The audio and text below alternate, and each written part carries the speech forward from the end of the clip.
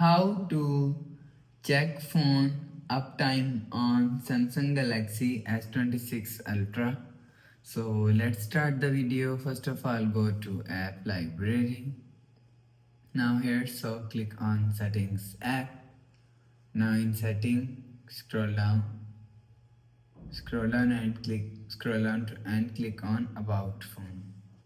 So you will see about phone is here, so click on about phone. Now here, so scroll down and click on status information. So after click on status information, scroll down and you will see uptime is here. So after watching uptime, go back to home screen, refresh phone. So that's how you can check phone uptime on Samsung Galaxy S26 Ultra. So if you like the video, please subscribe. Thanks for watching.